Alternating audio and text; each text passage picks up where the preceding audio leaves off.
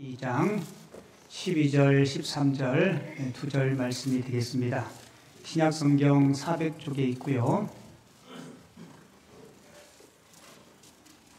요한계시록 2장 12절 13절 두 절 말씀인데요. 한 목소리로 함께 읽도록 하겠습니다. 함께 읽습니다. 버가모 교회의 사자에게 편지하라. 좌우에 날선 검을 가지신 이가 이르시되 내가 어디서 사는지를 내가 아노니 거기는 사탄의 권자가 있는 데라. 내가 내 이름을 굳게 잡아서 내 충성된 증인 안디바가 너희 가운데 곧 사탄이 사는 곳에서 죽임을 당할 때에도 나를 믿는 믿음을 저버리지 아니하였도다. 아멘. 오늘 읽은 본문 말씀을 가지고 내가 안다라는 제목으로 하나님이 주신 은혜를 나누겠습니다. 우리 주님이 저와 여러분들이 형편, 사정, 때로는 헌신과 수고, 그리고 끝까지 주님을 위해서 주님 편에서는 여러분들의 믿음을 누가 안다고요? 주님이 알아주신다는 거예요. 오래 전에 어느 마을의 세탁소에 불이 났습니다. 그리고 그 불은 순식간에 세탁소 전부를 다 태워버렸어요. 그리고 며칠 뒤에 마을 벽보에 사과문 한 장이 붙었습니다. 세탁소 주인이 붙인 거예요. 세탁소에 불이 나서 우리 세탁소를 이용하는 모든 손님들의 옷이 다 불에 타버렸으니까 저희 세탁소에 옷을 맡기신 분들은 어떤 옷을 맡겼는지, 그리고 몇 벌을 맡겼는지 종류와 수량을 알려달라는 내용이 실려있는 벽보였습니다. 그 공고가 붙은 후에 그 밑에 누군가가 메모를 남겼어요. 사람들은 당연히 내가 맡긴 옷이 몇 벌이고 어떤 옷인지 그런 내용이 적혀 있는 줄 알고 가서 보았더니 뜻밖의 다른 말이 적혀 있었어요. 저는 세탁소에 양복 한 벌을 맡겼는데 저는 보상받지 않겠습니다라는 내용이었습니다. 그리고는 그 밑에 그렇게 많은 옷을 화자 때문에 손해가 많을 텐데 어떻게 다 보상을 하겠어요? 저는 보상받지 않을 테니까 용기를 내시고 힘을 내시고 다시 힘있게 일어섰으면 좋겠습니다. 이런 글을 실어놨는데 다른 분들도 똑같이 같은 마음으로 그 밑에 속속들이 저도 보상받지 않겠습니다. 그리고는 어느 한 분이 세탁소 주인에게 기부금 봉투를 전달했대요. 이 사실이 알려지자 이 사람 저 사람 십시일반해서 세탁소에게 도움의 손길을 보냈다고 합니다. 그리고 그 마을 벽보에 또 한 장의 광고가 붙었어요. 다름 아닌 세탁소 주인이 붙인 감사의 글이었습니다. 주민 여러분 고맙습니다. 그동안 성실하게 세탁소를 운영해서 우리 아이들 키우고 공부시켰는데 화재로 한순간에 모든 것을 잃고 말았습니다. 하지만 여러분의 따뜻한 사랑이 저에게 삶의 희망을 주었고 저를 다시 일어서게 해 주셨습니다. 제가 꼭 여러분들이 은혜에 보답하겠습니다라는 글이 올라온 거예요. 여러분 이 이야기 들으면서 가슴이 따뜻해지지 않아요? 저는 이런 이야기들이 우리 주변에 TV를 틀면 인터넷 뉴스를 보면 이런 따뜻한 이야기들, 따뜻한 일들이 우리 주변에 많이 있었으면 좋겠습니다. 혹시 나비 효과라고 들어보셨나요? 이 나비 날개짓처럼 작은 변화가 큰 폭풍과 같은 커다란 변화를 일으키는 것을 일컬어서 그 나비 효과라고 이야기해요. 여러분 나비가 이렇게 날개짓 한다고 그 바람이 일면 얼마나 일겠어요? 하지만 저도 여러분들도 나비 효과처럼 나 혼자 시작한 그 선행과 배려, 이것이 누군가에게 힘이 되고 소망이 되고 위로가 되고, 그래서 그 작은 나비 날개짓이 하나씩 둘씩 모여져서 세상을 좀 더 아름답게 변화시킬 수 있는 저와 여러분들이 됐으면 참 좋겠습니다. 요한계시록 2장과 3장은 우리 예수님께서 소아시아 7교회에 보낸 편지예요. 특별히 오늘 본문은 소아시아 7교회 가운데 세 번째 교회인 이 버가모 교회에 보낸 편지인데요. 주님은 7교회 편지를 보내면서 우리 예수님께서 교회, 성도들에게 바라는 상을 기록하고 있어요. 여러분, 교회가 건물로 지은 예배당을 이야기하는 것이 아니죠. 그죠? 교회는 예수 믿고 구원받은 성도 한 사람 한 사람. 이게 여러분들이 교회예요. 맞아요, 안 맞아요? 같이 보세요. 내가 교회다. 우리가 예배하는 이 김포 남현교회라고 하는 이 건물 있죠. 이건 정확하게 이야기하면 예배당이에요. 뭐라고요? 예배당. 교회는요, 예수 믿고 구원받은 나, 우리 성도님들. 그러니까 소아시아 7교회에게 우리 주님께서 주님이 바라시는 교회상, 성도상이 무엇인가를 우리들에게 교훈해 주고 있는데요. 여러분들이 잘 아는 요한복음 15장에 보면 예수님께서 나는 포도나무요 너희는 가지니, 그리고 내 아버지는 하나님은 농부시다라고 이야기해요. 여러분, 요한복음 15장을 우리가 좀 다양하게 해석할 수 있겠지만 요한복음 15장에 이 포도나무의 비유를 우리는 흔히 교회론에 관한 비유라고 이야기해요. 그러니까 예수님은 포도나무 비유를 통해서 교회와 성도는 이러해야 된다라고 우리에게 교훈을 주고 있죠. 여러분, 포도나무를 의시해서 이 땅에 존재하는 모든 나무들은요, 작은 묘목 하나를 심으면 가지가 나오죠. 첫 번째 가지가 나오고 두 번째 가지가 위에서 나올까요? 밑에서 나올까요? 굉장히 쉬운 거 물어보는데, 밑에 가지 나오고 또 밑으로 나오는 가지는 없어요. 근데 여러분 생각해 보세요. 첫 번째 줄기가 나오고 두 번째 가지가 나와요. 그런데 첫 번째 가지가 내가 먼저 나왔는데 내가 밑에 있는 게 기분 나쁘니까 나는 위에 있어야 되겠다 라고 생각한다면 그 나무는 제대로 자랄까요? 못 자랄까요? 그 나무는 절대로 제대로 성장할 수 없습니다. 만약에 그렇게 된다면 위까지가 무겁기 때문에 그 나무는 쓰러지고 말 거예요. 여러분, 세상의 정당이 쪼개지는 이유가 뭐예요? 세상의 집단들이 왜 그렇게 시끄럽습니까? 우리 예수님께서 말씀하신 것처럼 직분자가, 신앙의 경륜과 연륜이 있는 사람이 내가 먼저 교회에 왔기 때문에 나는 위에 있어야 된다, 나는 위까지가 되어야 된다라고 생각하면 그 교회는 절대로 건강할 수 없어요. 여러분, 첫 번째 나온 가지는 맨 아래쪽에 있어야 됩니다. 그리고 두 번째, 세 번째 나온 가지들이 잘 성장할 수 있도록 뭐 해야 돼요? 밑에서 받쳐줘야 돼요. 강한 나무가 든든하게 받쳐줄 때 폭풍에서도 나무는 흔들림 없이 잘 성장할 수 있고요.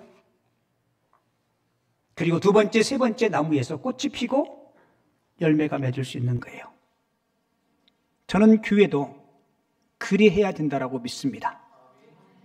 그래서 우리 모두는 내가 밑에 가지가 되겠습니다. 당신이 위가지가 되어서 꽃도 피고 열매도 맺으십시오 라고 생각하고 그렇게 섬기는 것이 진정한 주님께서 바라시는 교회인 줄을 믿습니다. 여러분, 코로나 이후에 한국 교회가 많이 침체되고 힘들어요. 전도도 쉽지 않고요. 교회들마다 가장 힘들어하는 부분이 점심 식사하는 거예요. 11시 예배 끝나고 우리는 11시 30분에 예배하는데요. 점심 식사하고 또 오후 예배를 드려야 되는데 많은 교회들이 안 해요. 심지어 지금도 오후 예배를 안 드리는 교회들이 있습니다. 제가 옳다 그르다를 흑백 논리로 얘기하는 것이 아니에요. 물론 다 사정과 형편이 있겠죠. 제가 물어보면 왜 안 해요? 그랬더니 너무 힘들어서 섬기고 봉사하려는 사람들이 없대요. 제가 물어봤어요. 그럼 누군가가 음식을 준비하면 먹는 사람은 있냐고. 있겠어요? 없겠어요? 벌떼같이 온답니다. 섬기고 만들고 봉사하는 분은 안 하려고 그러는데 먹으려고 그러면 어디서 왔는지 다 온대요. 여러분, 이게 우리의 아픔이에요. 여러분, 교회 봉사에 굳은 일 현장에 있는 사람, 그리고 그 일을 하면서 자기 생색내지 않는 사람, 언제나 밑가지가 되어서 다른 사람을 세워주는 사람, 다른 사람의 이야기를 잘 들어주지만 결코 다른 사람의 말을 하지 않는 사람, 어려운 교우와 이웃이 있으면 꼭 물질과 돈이 아니더라도 가서 따뜻한 미소와 따뜻한 격려로 그를 돌볼 수 있는 사람. 여러분, 그런 사람이 저는 밑간이라고 생각합니다. 그리고 우리 주님께서 바라는 진정한 교회와 성도는 이런 사람이 되어야 한다고 믿습니다. 우리 주님은 소아시아 7교회 편지하면서 자기 자신이 누구신지를 교회들마다 조금 다른 표현으로 밝히고 있어요. 소아시아 7교회 가운데 세 번째 교회인 버가모 교회 편지하면서 오늘 12절에 보면 주님은 자신을 이렇게 소개하고 있어요. 버가모 교회 사자에게 편지하라. 좌우에 날선 검을 가지신 이가 이르시되. 주님은 자신을 뭐라고 소개해요? 좌우에 날선 검을 가지시니. 뭐 주님이 무사라는 이야기가 아니에요. 여기서 제가 여러분들에게 먼저 설명드리면 좌우에 날선 검을 무엇을 이야기할까요? 네, 하나님의 말씀을 이야기해요. 여러분, 우리가 쓰는 칼 있죠, 칼. 칼은 크게 세 가지로 불러요. 검, 도, 칼. 차이점 아세요? 검, 도, 칼. 일단 글자가 다르죠. 검은 칼날이 좌우에 있는 것을 검이라 그래요. 큰 검. 그리고 도는 일장도 아시죠? 긴 칼인데 칼날이 한쪽에만 있어요. 그거를 도라 그러고요. 그리고 칼은 한쪽 날을 가진 작은 칼. 혹시 여러분들 부엌에서 쓰는 칼 있죠? 혹시 부엌검 이렇게 부르진 않죠? 부엌도 그렇게 부르지도 않죠? 뭐라고 불러요? 무슨 칼? 줄여서 버칼. 근데 주님은 좌우에 날선 검을 가지셨다는데 이 날선 검은 하나님의 말씀을 의미해요. 자, 히브리서 4장 12절에 보면 하나님의 말씀은 살아있고 활력이 있어 뭐와 같다고요? 좌우에 날선 검보다 예리하다. 에베소서 6장 17절에도 보면 성령의 검, 곧 하나님의 말씀을 가지라라고 이야기하고 있죠. 자, 왜 하나님의 말씀을 좌우에 날선 어떤 검보다 예리한 칼이라고 그렇게 소개할까요? 그 몇 가지 이유가 있는데 그 첫 번째 이유는 하나님의 말씀은 생명이 있고 뭐가 있다고요? 활력이 있어요. 히브리서 4장 12절 앞부분만 제가 읽어드릴게요. 하나님의 말씀은 뭐예요? 살아있고 활력이 있다라고 이야기하죠. 여러분, 하나님의 말씀이 살아있다는 이 말은 하나님의 말씀은 생명이라는 겁니다. 그래서 예수님도 영이요 생명이라고 자신을 그렇게 소개하고 있어요. 자, 보세요. 하나님의 말씀이 임하는 곳에는 죽은 영혼과 생명이 살아납니다. 우리 확신제자반 공부할 때 베드로전서 1장 23절을 암송하는데요. 여러분들이 기억력이 얼마나 좋은지 제가 한번 여쭤볼게요. 너희가 거듭난 것은 할 수 있는 분들은 같이 한번 해보겠습니다. 시작. 너희가 거듭난 것은 썩어질 씨로 된 것이 아니요 썩지 아니할 씨로 된 것이니 살아있고 항상 있는 하나님의 말씀으로 되었느니라. 우리가 거듭난 것, 새 생명을 얻은 것은 썩어질 씨가 아니고 살아있고 항상 있는 하나님의 말씀으로 되었다라고 이야기하죠. 그러니까 말씀이 선포되는 곳에는 죽은 영혼이 새 생명을 얻게 돼요. 요한복음 11장에서 죽은 나사로의 무덤 앞에서 주님께서 뭐라고 말씀해요?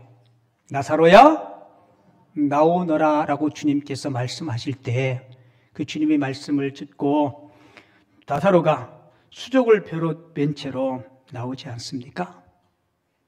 그리고 하나님의 말씀은 생명뿐만 아니라 활력이 있어요. 활력이란 이야기는 다른 말로 능력이 있다는 겁니다. 뭐가 있다고요? 능력. 말씀에 뭐가 있어요? 능력이 있어요. 힘이 있어요. 주님이 천지 만물을 창조하실 때 뭐로 창조해요? 그러니까 말씀이 힘 있잖아요.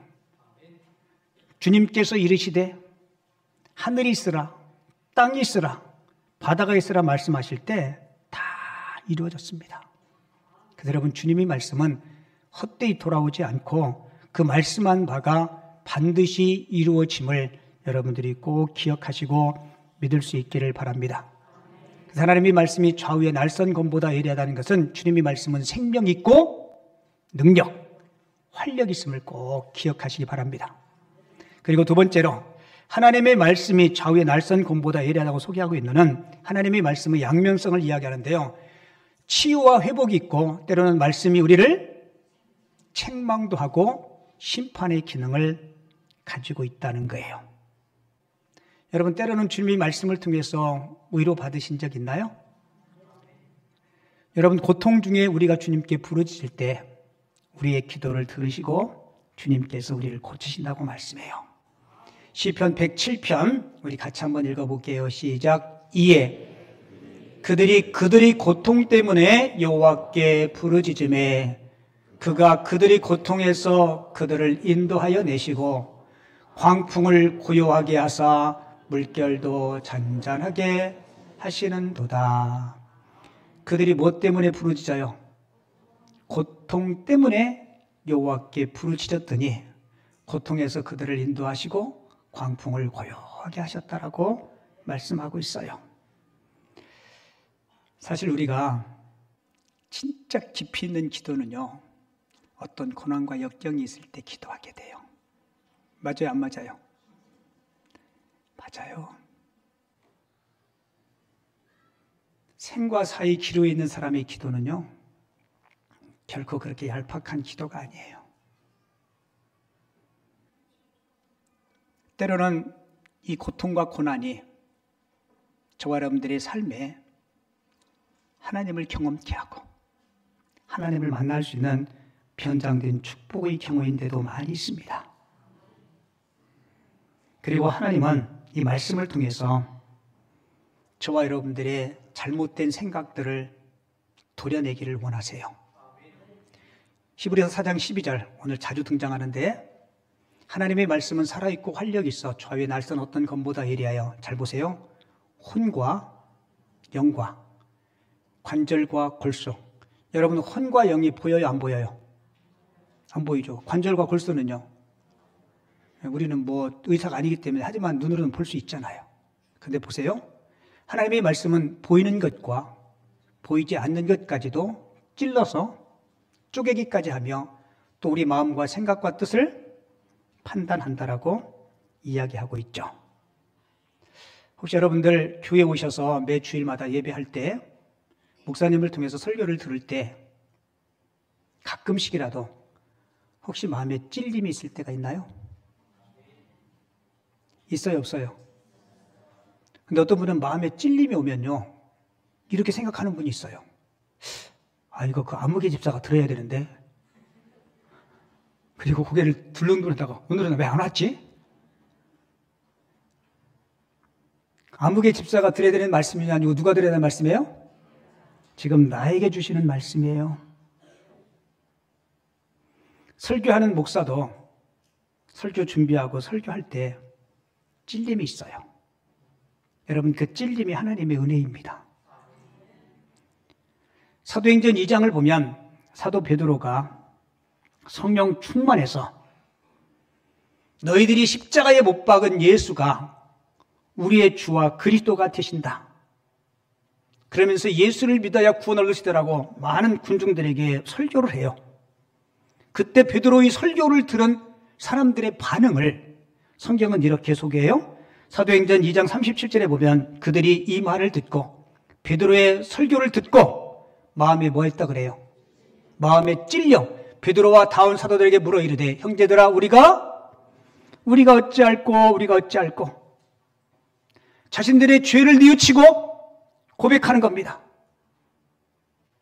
그리고 성경에 보면 그 말씀에 찔림을 받고 회개하고 그날에 세례를 받은 자가 3,000이나 되었다라고 기록하고 있습니다. 여러분 찔림이 먼저예요? 회개가 먼저예요? 찔림이 먼저죠. 그리고 우리는 때로는 말씀을 들을 때 이 찔림을 받으셔야 돼. 여러분 하나님께서 양날보다 더 예리한 검으로 우리를 찌르시는 이유가 뭘까요? 우리 죽이려고요? 아니요. 우리 살리려고.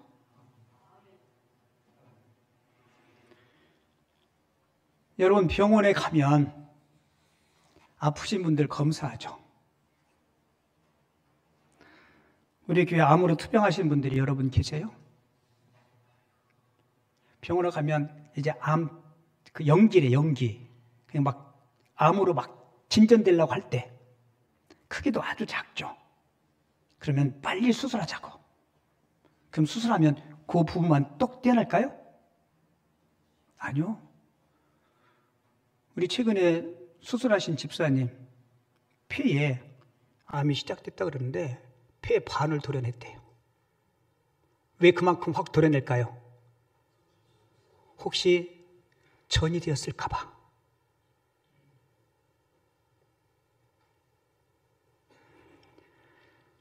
여러분 주님은 그 말씀의 검으로 만물보다 거짓되고 부패한 내 심령을 주님은 과감하게 도려내기를 원하십니다. 감춰진 죄악들, 더러운 죄악들, 그거를 도려내야 새살이 올라오고 내가 참된 생명을 누릴 수 있기 때문에 주님께서 그렇게 하시는 거예요. 근데 우리는 찔림 받고 공감까지는 하는데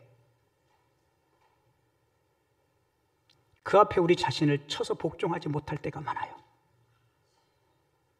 심지어 어떤 분은 자녀가 말 안 들으면 야 이놈아 성경에 부모님에게 말 안 들으면 돌로 쳐 죽인다 그랬다고? 또 돌에 안 맞아 죽은 거 감사하라고. 부부싸움 하다가 아내가 남편에게 성경에 보니까 아내 사랑하기를 그리스도께서 몸된 교회를 사랑한 것처럼 하라고 했는데 그럼 남편이 뭐라고 그럴까요? 너는 왜 하나만 아냐? 아내들이여 남편에게 뭐라고요? 또 알긴 잘하시네. 아내들이여 남편에게 복종하기를 주께 복종하라. 여러분 말씀은 그런 데 쓰라고 우리에게 주신 게 아닙니다. 우리 주님은 저와 여러분들을 사랑하세요. 그래서 말씀을 통해서 위로해 주십니다. 그런데 말씀을 통해서 사랑과 위로하기 전에 때로는 우리에게 찔림을 주세요. 회개하고 돌이켜서 참된 주님의 자녀답게 살아가라고. 바라기는 예리한 검과 같은 주님의 말씀에 여러분들 찔림 받으시고 찔림 받으시면 뉘우치고 회개하고 하나님 앞에 바로 설 수 있는 저와 여러분들 꼭 될 수 있기를 바랍니다. 그리고 이 버가목 교회를 통해서 우리에게 주시는 또 한 가지 교훈은요, 버가목 교회를 향한 주님의 위로. 오늘 설교 제목이죠. 내가 안다. 버가목 교회를 향한 주님의 위로. 그게 뭐예요? 내가 안다는 거예요.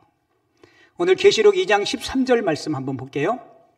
오늘 계시록 2장 13절에 보면 내가 어디에 사는지를 내가 아노니. 앞에 자막 보세요. 여러분 이 본문을 잘 보셔야 돼요.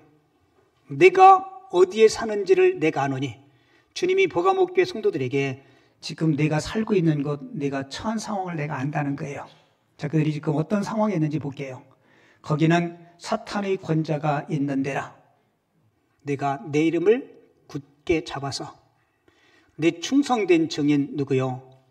안디바가 너희 가운데 곧 사탄이 사는 곳에서 죽임을 당할 때에도 예수 믿는다는 이유 때문에 안디옥 교회 성도 중에 보가목 교회 성도 중에 한 분인 안디바가 순교를 당해요. 근데 밑에 잘 보세요. 죽임을 당할 때에도 나를 믿는 믿음을 너희들이 뭐 했다고요? 저버리지 아니하였다라고 기록하고 있죠. 여러분, 우리가 올바른 믿음 생활을 한다는 거 결코 쉬운 일이 아니에요. 제가 가끔 기도할 때 하나님 우리 예수 잘 믿게 해달라고 그런 기도 제목 있죠. 근데 어떤 분은 예수 잘 믿으려고 해도 상황이 환경이 그렇지 못하게 자꾸 그 사람을 끌어내릴 때가 있어요. 어느 분은 믿음의 가정에서 성장했는데 좋은 남자 만나서 교제하고 결혼을 해봤는데 그 남편 가정이 다 예수 안 믿어요. 종갓집이라서 또 재산은 얼마나 많은지 종갓집 며느리로 취직했는데 그런 치열한 영적인 전쟁 속에서 믿음을 지킨다는 것이 결코 여러분 쉬운 일이 아니에요.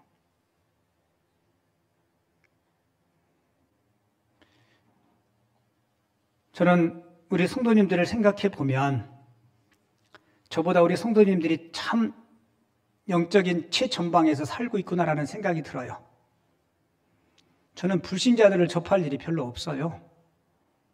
주로 우리 성도님들 아니면 뭐 노예 장로님들이나 총회 목사님들 주로 만나는 부류 사람들이 주로 그런 분들인데 여러분들은 직장이나 사업장에 보면 안 믿는 사람들이 많을 거 아니에요. 그리고 때로는 그분이 내가 예수 믿는 성도라는 것을 알아.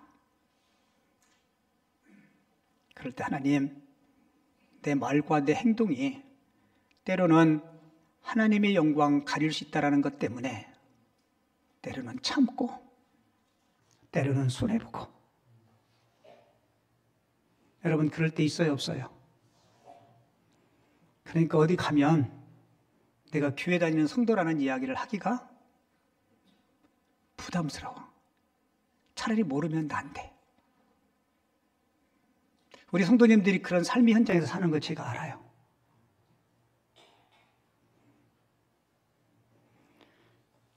여러분 주님께서 보가목 교회에 편지하면서 너희들이 끝까지 믿음을 지키기 위해서 심지어 목숨까지 버리는 사람도 있고 나의 이름에 먹칠하지 않기 위해서 애쓰고 수고하고 희생하고 송구하는 내가 너희들을 다 안다라고 주님 말씀해요. 솔직히 교회 다니고 신앙생활하는 성도들이요 그렇지 않은 세상 사람들보다 훨씬 더 양심적이에요. 맞아요 안 맞아요? 맞아요. 근데 세상 사람들은 교회 다니는 사람은 어련히 그렇게 해야 된다고 생각해요. 근데 내가 드러나면 나한테 오는 희생이 클 것 같으니까 그냥 같이 밥 먹을 때는 그냥 감사 기도도 안 하고 대충 넘어가죠. 속으로 주님 땡큐 이러면서 그냥 밥 먹어요. 군대에 있을 때 신병 교육대에서 식판 받아놓고 기도하다 보면 이놈도 놈이 생선토막 가지고 가. 눈 떠보면 없어졌어. 그래가지고 그 뒤부터는 기도할 때 손으로 이렇게 막으면서 하나님 아버지 그래도 밑으로 가져가. 그 다음에 주님 이제부터 눈 뜨고 하겠습니다. 주님 이해하시고 기도 들으세요. 심지어요 농담처럼 이야기하지만 그래도 기독교인들에게 바라는 세상 사람들의 기대치가 분명히 있어요. 제가 가끔 테니스 치면요 그래도 동네 테니스에서는 제가 좀 잘 쳐요. 후루꾸지만 농담으로 이렇게 하게요. 목사니까 한 2번 져주면 안 되냐고 그렇게 이야기해요. 그래서 내가 그렇구나. 그리고 어떤 때는 제가 희한하게 치면 목사님이 그렇게 쳤다고. 그러니까 제가 목사님이니까 그렇게 쳤지 그렇지 않으면 당신 박살났다고 내가 농담으로 그렇게 이야기하는데 그러면서 또 이렇게 이야기해요. 목사님은 당할 수가 없대. 왜냐하면 하나님이 도우셔가지고. 뭐 농담처럼 그렇게 이야기하는데 내가 그걸 보면서 예수 안 믿는 사람들도 예수 믿는 사람들에 대한 기대치가 크다라는 생각이 들어요. 여러분 맞아요 안 맞아요? 똑같이 잘못해도 예수 믿는 사람들이 잘못하면요 훨씬 더 크게 중대한 책임을 우리에게 물어요. 그래도 감사한 것은 저와 여러분들이 주님 편에 섰다는 것, 주님을 위해서 조금 희생하고 양보했다는 것, 여러분 우리 주님이 기억하시고 알아주실 줄을 믿습니다. 우리 주님이 그러셨잖아요. 나는 선한 목자라. 선한 목자는 양들을 알고라고 이야기해요. 주님이 우리를 뭐 한다고요? 알고 계신다는 거예요. 알기 때문에 선한 목자 되신 주님이 우리 편에서 우리를 도우시고 인도해 주신다는 겁니다. 혹시 여러분들 삶을 살아가면서 여러분에게 어떤 어려움이 있나요? 육신의 질병 때문에 고통 중에 있는 성도님들 계세요. 때로는 우울증, 조울증, 공황장애, 불면증 때문에 힘들어하는 분들 계세요. 어떤 때는 제가 이런 생각이 들어요. 주님, 저한테 사도 바울에게 주셨던 그 병 고치는 은사를 주셔서 제가 우리 성도들을 위해서 기도할 때 치유될 수 있는 은혜가 있었으면 좋겠습니다. 너무너무 아파하고 힘들어하니까. 그리고 어느 분은 그놈의 돈이 뭔지 돈 걱정 때문에 하나님 하루라도 돈 걱정 안 하고 살았으면 좋겠습니다. 어느 분은 함께 늘 만나는 신앙의 공동체 안에서 싫은 사람 미운 사람 때문에 고민하는 분들, 그러면서도 끝까지 믿음을 지키기 위해서 주님 편에 선 분들, 우리 주님이 이렇게 말씀해요. 내가 내 인내, 내 참음, 내 수고를 내가 한다. 여러분 교회도 다 성도님들이 봉사하면서 이 교회가 세워지는 거 아니에요? 이 추운데 주차 봉사하는 우리 장로님 한수 집사님들, 주방에서 찬물에 손 담그면서 점심 식사 준비하시는 분들, 안내하시는 분들, 성가대원들, 교회 청소하시는 분들, 여러분 보이지 않는 곳에 계는 모든 분들의 헌신 때문에 주님께서 영광을 받으시고 주님께서 저와 여러분들이 수고와 헌신을 기억해 주실 줄을 믿습니다. 내가 너의 섬김을 나누라. 내가 너의 섬김을 나누라. 우리 과거에 불렀던 복음송 가운데 이런 찬양이 있죠. 당신의 그 섬김이 천국에서 해같이 빛나네. 당신의 그 겸손이 천국에서 해같이 빛나리. 주님이 기억하시면 족하리. 예수님 사랑으로 가득한 모습, 천사도 흠모하는 아름다운 그 모습, 천국에서 뭐 한다고요? 주님이 기억하시면 족하리.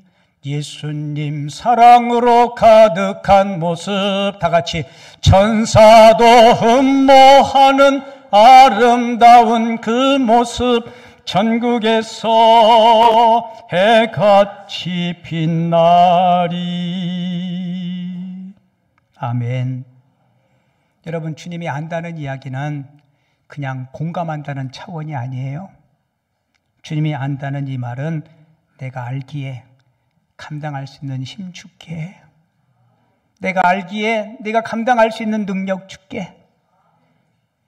그리고 능력뿐만 아니라 하나님이 가장 선하고 아름다운 것으로 치우시고 갚아주실 줄을 믿습니다. 혹시 여러분들 신앙생활하고 세상 살아가면서 혹여나 사망의 음침한 골짜기 같은 그런 인생의 길을 걷고 계신 분 계신가요? 삶이 너무 힘들어서 저녁에 잠자리에 누울 때 나도 모르게 눈물이 쪼르륵 흘러면서 밤을 지새우는 분 계십니까? 그래도 지금까지는 견디고 참아왔는데 이제는 더 이상 참을 힘이 없다라고 생각하는 분 계십니까? 내가 신앙생활 오래 했는데 내 사랑과 섬김을 아무도 알아주지 않는다. 그래서 혹시 실족하고 시험에 들어보신 분 계십니까? 오늘 내게 주시는 주님의 음성을 꼭 들으십시오. 사랑하는 내 아들아, 사랑하는 내 딸아, 내가 너의 수고와 섬김을 아노라. 여러분, 오늘 이 말씀을 여러분의 마음판에 꼭 새길 수 있기를 바랍니다. 오늘 이 말씀을 마음에 새기면서 우리 준비한 찬양이 있는데요. 하나님 한 번도 나를 실망시킨 적 없으시고, 이 찬양 같이 한번 하도록 하겠습니다.